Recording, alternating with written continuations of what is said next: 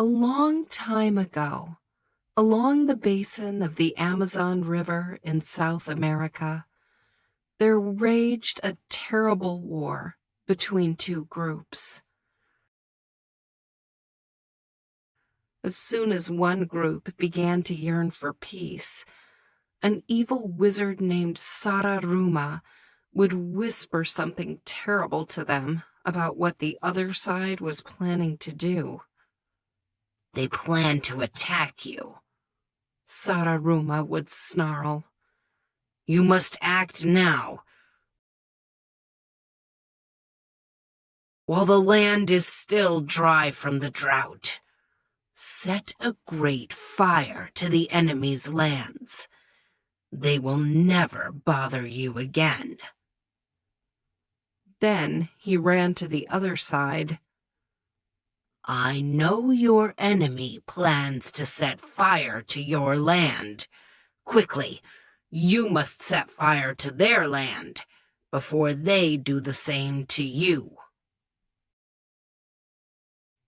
Before long, all the grasslands of the countryside were ablaze, and soon both sides had completely destroyed the other.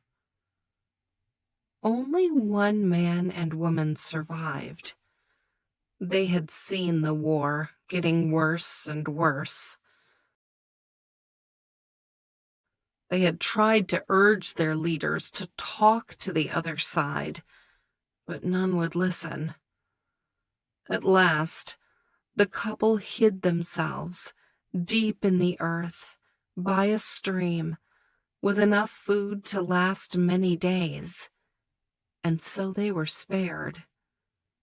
After the great fire, they were the only human beings left alive on Earth.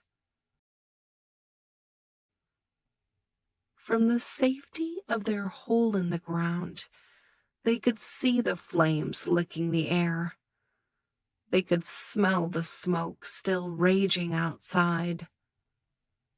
After several days, when the worst of the great fire's destruction had settled down, the man crawled to the surface.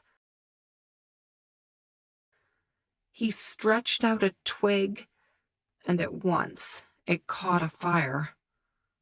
"It's too soon," he said, and quickly returned to the safety of their den. The next day his wife tried, and again the twigs smoldered. For 8 more days they tried. On the 10th day, the twig did not burn nor smolder. With care, they came out of their hiding place to the surface and looked around. "Ashes everywhere," said the husband. His wife murmured, "There is nothing I recognize." No grasses, no trees were left standing.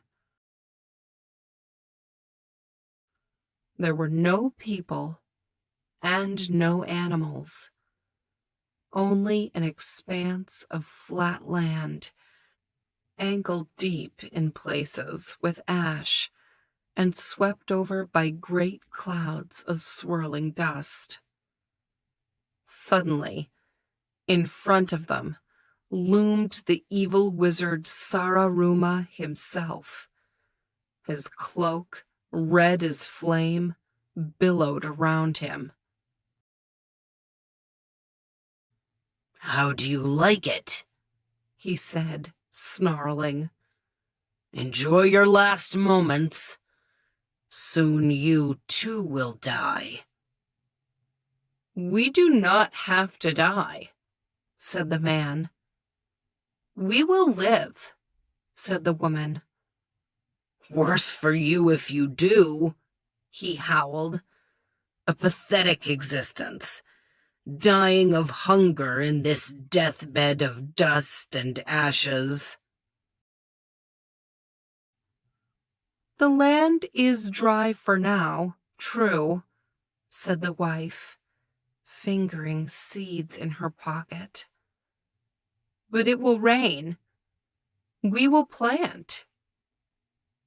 All of a sudden, Sararuma started to shrink, and as he dwindled in size, the tips of new grass sprouted through the ashes. "What makes you think you're different from the others?" he shouted, flailing his arms. "You'll end up in wars and destruction like the rest of you filthy, despicable humans." We can't know what will happen, said the man, but we'll go on. The charred trees began to turn green. Sararuma was barely the size of a child. "You're the only ones left," he squeaked in a rage. "You'll have no one to talk to," said the husband. Things will change. His wife added, We will have children. Then animals rose from the ashes and started to peek their noses about. Sararuma's cloak wound around him one last time as he was turned into a gust of wind that was blown away, howling.